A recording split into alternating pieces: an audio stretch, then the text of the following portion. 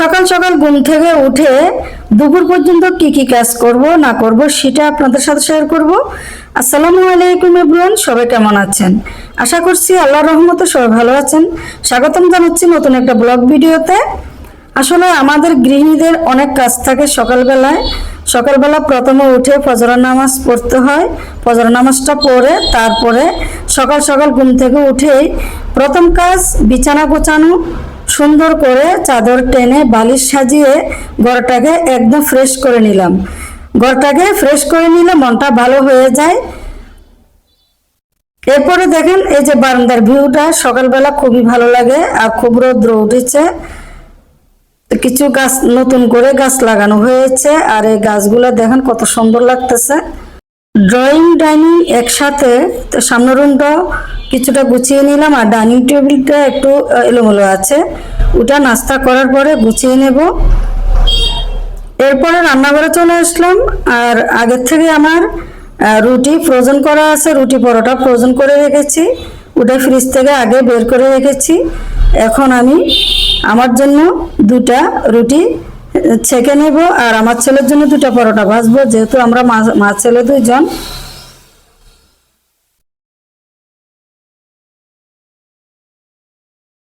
আসলে আমাদের গৃহিণীদের সকালবেলা অনেক কাজ থাকে, আর আগের থেকে রুটিগুলো বানিয়ে রাখলে তাহলে একটু সকালবেলা নাস্তা করতে সুবিধা হয়, সকালবেলা ঝামেলা হয় না।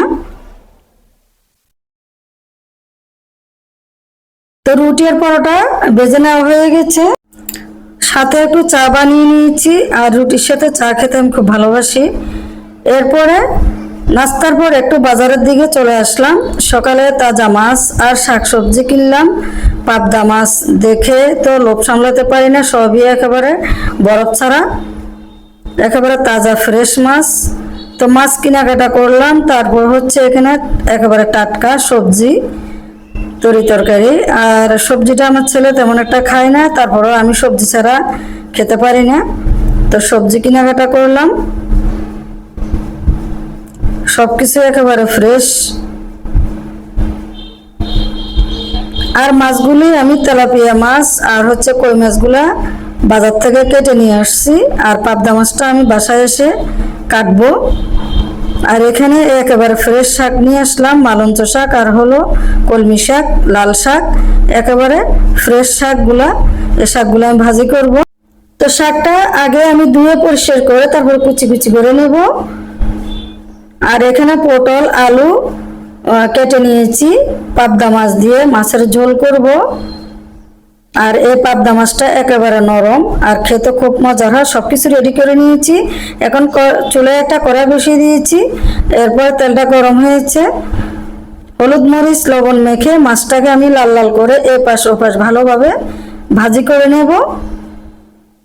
আর পাবদা মাছটা এমনি নরম মাছ, কিন্তু খেতে খুবই মজার হয়।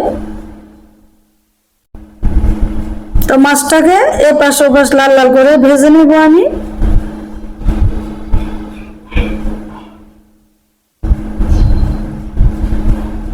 তো মাছটা ভেজে নেওয়া হয়ে গেছে। এরপরে পটল আর আলুটা আমি ভাজি করে নিব, তাহলে খেতে ভালো লাগবে তরকারিটা।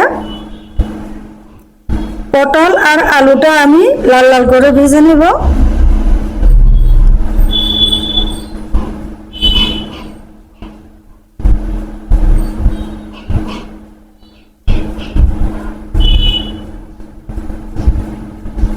এক পাশ হয়ে গেছে, আর এক পাশ এখন উল্টিয়ে দেব। 2-1 মিনিট ভেজে তারপরে পটল আর আলুটা তুলে ফেলবো। আর ভাজি করে রান্না করলে খেতে ভীষণ মজা লাগে। এখন আমি তুলে ফেলবো। তো হয়ে গেল আমার মাছ ভাজি আর পটল আলু ভাজি, আর কত লোভনীয় লাগতেছে।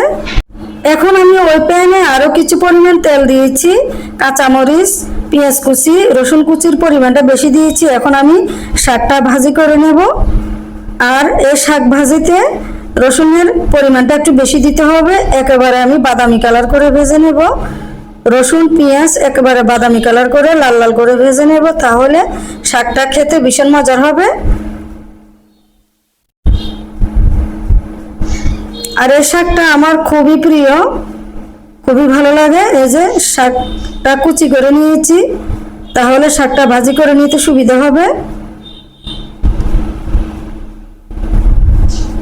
সামান্য কিছু লবণ দিয়েছি, লবণটা স্বাদ অনুযায়ী দিয়েছি, বেশি দিইনি, বেশি লবণ দিলে খেতে ভালো লাগবে না। তো শাকটা আমার ভেজে নেওয়া হয়ে গেছে। তো শাকটা এখন আমি তুলে ফেলবো। এরপরে অন্য চুলায় আমি ভাত বসিয়ে দিয়েছি। এই যে চালটা ধুয়ে নিব, আর এই চুলায় আবার হাঁড়িতে কিছু পরিমাণ তেল দিয়েছি, হাফ কাপ পেঁয়াজ কুচি দিয়ে দিলাম। পেঁয়াজটাকে বাদামি কালার করে ভেজে নেব। এখন হাফ চা চামচ রসুন বাটা, হাফ চা চামচ আদা বাটা, হাফ চা চামচ জিরা বাটা, 1 চামচ কাঁচামরিচ বাটা দিয়ে দিলাম। এরপরে মশলাটাকে নেড়ে চেড়ে কষিয়ে নেব, যাতে কাঁচা কোনো গন্ধ না থাকে। এখন 1 চামচ লাল মরিচের গুঁড়া, মরিচটা খুবই ঝাল, হাফ চা চামচ হলুদের গুঁড়া, আর হাফ চা চামচ ধনিয়ার গুঁড়া, পরিমাণ মতো লবণ দিয়েছি। মশলাটাকে নেড়ে চেড়ে এরপরে কিছু পানি দিয়ে দেবো আমি, মশলাটা যাতে পুড়ে না যায়। তো মশলাটাকে ভালোভাবে কষিয়ে নিতে হবে। তো কষানো হয়ে গেছে, এখন ভেজে রাখা আলু আর পটলটা আমি দিয়ে দিব। তো নেড়ে চেড়ে সব মশলার সাথে আমি মিশিয়ে নিব।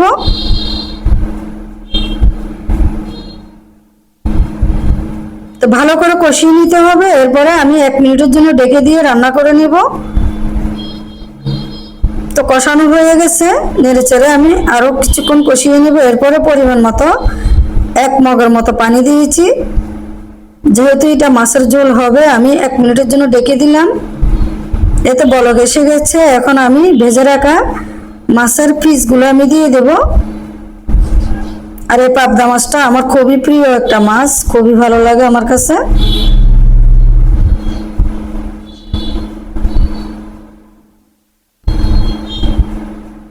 এখন 1 মিনিটের জন্য ঢেকে দেব। আর পাবদা মাছের ভিতরে ডিম হয়েছে, এই ডিমটা ভেজে আমি দিয়ে দিলাম তরকারির সাথে। আর খেতে খুব ভালো লাগে, মাছের সাথে ডিম হলে খুব ভালো লাগে। তা আমি একটু ঝোলটা একটু শুকিয়ে নেব। এরপর আমি ফ্রোজেন করে রাখা টমেটোর পিস দিয়ে দিলাম। আর মাছের সাথে টমেটো দিলে খুবই ভালো লাগে খেতে। আর আমার ভিডিওটা যদি ভালো লাগে অবশ্যই আমার ইউটিউব চ্যানেলটি সাবস্ক্রাইব করবেন। যারা আমার ফেসবুক পেজের থেকে দেখতেছেন তারা আমার ফেসবুক পেজটি ফলো করে লাইক কমেন্ট করে পাশে থাকবেন। তো আমি এখন কিছু ধনিয়া পাতা কুচি দিয়ে দিলাম। তো হয়ে গেল পটল আলু দিয়ে পাবদা মাছ রান্না। আজকের ভিডিওটা আমার কেমন হয়েছে অবশ্যই কমেন্টে জানাবেন। তো আজকে শাক ভাজি আর পটল আলু দিয়ে পাবদা মাছ রান্না। তো সবাই ভালো থাকবেন, আজকের মতো বিদায় নিচ্ছি। ধন্যবাদ সবাইকে।